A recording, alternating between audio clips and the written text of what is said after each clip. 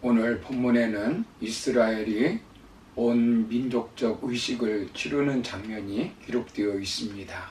여리고성과 아이성을 치고 계속 진격하는 전쟁 중입니다. 그런데 이때 여호수아는 아이성에서 30km 북쪽으로 떨어진 세겜 땅 베델 근처에 있는 에발산과 그리심산에 있는 골짜기로 백성들을 이끌고 갔습니다. 여호수아가 백성을 이끌고 이 땅에 들어가는 것은 매우 위험한 것입니다. 왜냐하면 몰살을 당할 수 있기 때문입니다. 여호수아서 9장 1절 2절을 보시면 가나안의 6왕이 남부 동맹군을 만들어 연합하여 전쟁을 준비하고 있을 때입니다. 이런 때에 여호수아는 에발산과 그리심산에 골짜기로 백성들을 이끌고 가는 것은 자살 행위와 같습니다. 무모하고 어리석은 일이라고 할 수 있습니다. 그러나 여호수아는 그곳에 갑니다. 기름이 떨어진 차가 주유소를 찾는 것과 같습니다. 모세가 이미 가나안에 들어가면 에발산에 제단을 쌓으라고 신명기 27장 1절 이하에서 말씀하셨기 때문에 여호수아는 그 말씀에 순종하여 과감하게 골짜기로 들어간 것입니다. 무엇을 하기 위해서 들어갔을까요? 단을 쌓고 번제와 화목제를 드리기 위해서입니다. 오늘날로 말하면 예배를 드리기 위해서입니다. 우리가 분명히 알아야 될 것은 예배가 우리의 영적 삶의 주유소입니다. 달리던 차도 기름이 떨어지면 주유소에 들어가서 주유를 하게 됩니다. 전투하던 비행기도 공중 주유를 해야 합니다. 바로 우리 신앙인의 삶에서도 예배는 영적 에너지를 채우는 장소입니다. 하나님을 만나 하나님의 능력을 힘입는 현장입니다. 그래서 인생의 승리는 예배에 있습니다. 예배의 성공이 인생의 승리입니다. 그렇다면 영적 힘을 받는 성공적인 예배를 어떻게 드릴 수 있겠습니까?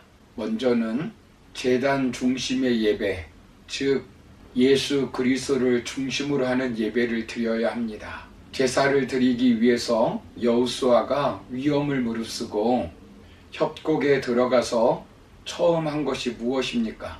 제단을 만드는 것입니다. 어느 산에 만들었습니까? 에발산입니다. 신명기 11장 29절에 보시면 협곡을 사이에 두고 에발산과 그리심산이 있는데 에발산은 저주를 위해, 그리심산은 이미 축복을 위해 예비된 산입니다.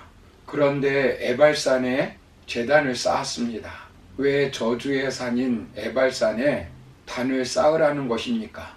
저주를 제단을 통하여 축복으로 바꾸시는 하나님을 보여주시기 위해서입니다. 우리를 위해서 십자가를 지고 저주를 당하심으로 우리를 율법의 저주에서 구속하신 예수 그리스도를 상징적으로 보여주시는 것입니다. 그렇다면 제단을 어떻게 쌓았습니까? 본문 31절을 보시면 이는 여호와의 종 모세가 이스라엘 자손에게 명령한 것과 모세의 율법책에 기록된 대로 새 연장으로 다듬지 아니한 새 돌로 만든 제단이라. 무리가 여호와께 번제물과 화목 제물을 그 위에 드렸으며 라고 말씀합니다. 자기 임의로 만든 제단이 아닙니다. 이미 모세를 통해서 말씀하신 단입니다. 철 연장으로 다듬지 아니한 새 돌로 만든 단이라고 말씀합니다. 이미 모세가 신명기 27장 4절부터 이렇게 말하였습니다. 너희가 요단을 건너거든 내가 오늘날 너희에게 명하는 이 돌들을 에발산에 세우고 그 위에 석회를 바를 것이며 또 거기서 내 하나님 여호와를 위하여 단 곧 돌단을 쌓되 그것에 철기를 대지 말지니라. 너는 다듬지 않은 돌로 내 하나님 여호와의 단을 쌓고 그 위에 내 하나님 여호와께 번제를 드릴 것이며 또 화목제를 드리고 거기서 먹으며 내 하나님 여호와 앞에서 즐거워하라. 철 연장을 통하여 이방 신상을 만드는 가나안 사람들과 달라야 한다는 것입니다. 이방 사람들과 같이 우상을 만들지 말라는 것입니다. 더 나아가서 다듬지 않은 돌은 예수님을 상징적으로 보여주시는 것입니다. 저주의 산에 세워진 다듬지 않은 돌로 세워진 제단은 우리를 위해서 십자가에서 저주를 받으시고 제물이 되어 우리를 위해서 단번에 속죄하신 예수 그리스도를 보여주시는 것입니다. 다니엘은 뜨인 돌로 표현했으며 시편 기자는 건축자의 버린 돌로, 베드로는 예수님을 산 돌로 표현했습니다. 그렇다면 제단을 무엇을 위해서 쌓는 것입니까?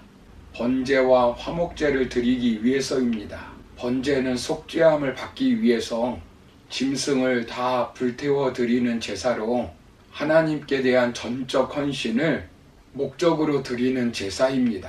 화목제는 하나님과 인간 사이에 평화와 친교를 위해서 드리는 제사입니다.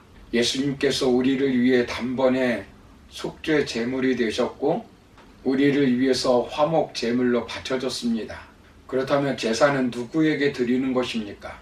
여호와 우리 하나님께 드리는 것입니다. 이 말씀이 오늘날 우리에게 어떤 교훈을 주는 것입니까? 구약의 번제와 화목제를 통해서 하나님께 나아가는 것처럼 오늘날 우리는 바로 예수 그리스도를 통해 하나님께 나아갈 수 있는 것입니다.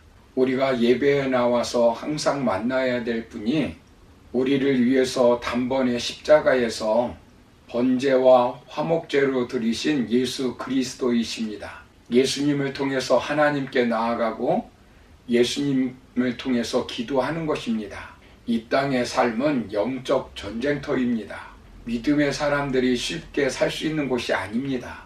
많은 유혹이 있고 핍박이 있습니다. 우리는 이미 십자가에서 단번에 속죄 제물과 화목 제물이 되신 예수 그리스도를 통하여 율법의 저주로부터 해방되어 구속함을 받은 하나님의 아들 딸들입니다. 이미 요단강을 하나님의 은혜로 건너온 사람들입니다. 그러나 끊임없이 여리고성이 있고 아이성이 있고 남부 연합군들이 기다리고 있습니다. 때로는 승리도 하지만 때로는 실패도 하여 두려움에 사로잡힐 때도 있고 지치고 쓰러져 힘을 잃을 때도 있습니다. 이럴 때 우리는 하나님 앞에 나와 다시 한번 예수 그리스도의 보혈의 피로 일어서 나가야 합니다. 예수님을 만나 삶의 현장에 있는 아이성의 죄를 용서받고 정결하게 되어야 합니다. 예수님을 통해서 생수를 마시고 새 힘을 얻어야 합니다. 예수님을 통해서 하나님과 화목하게 되고 이웃과 화목하게 되는 것입니다. 사랑하는 성도 여러분, 사업의 난관을 눈앞에 두고 있습니까? 직장에서 인간관계로 어려움을 당하고 있습니까? 질병으로 수술을 해야 하는 절박한 상황에 놓여져 있습니까? 이럴 때 먼저 교회에 와서 하나님께 무릎을 꿇어야 합니다. 우리를 위해서 십자가에 못 박혀 죽으신 예수님을 만나는 것입니다. 나인성 과부가 예수님을 만나 아들이 살아났습니다. 죽은 나사로가 예수님을 만나 살아났습니다. 혈루증 앓았던 여인이 예수님을 만나 치유함을 받았습니다. 남편 5을 둔 사마리아 여인이 예수님을 만나 용서함을 받았습니다. 현장에서 간음하다 잡힌 여인이 예수님을 만나 용서함을 받았습니다. 소외받은 사마리아 여인이 예수님을 만나 제2의 인생을 살게 되었습니다. 그러므로 우리도 어떤 경우에도 아이성과 같은 문제가 있다 할지라도 교회에 나와 먼저 예배를 드리고 하나님께 무릎 꿇고 예수 그리스도를 통해서 힘을 얻고 위로를 받으며 일어나 이 땅에서 승리의 삶을 살아가는 저와 여러분의 삶이 되기를 주님의 이름으로 축원합니다. 감사합니다.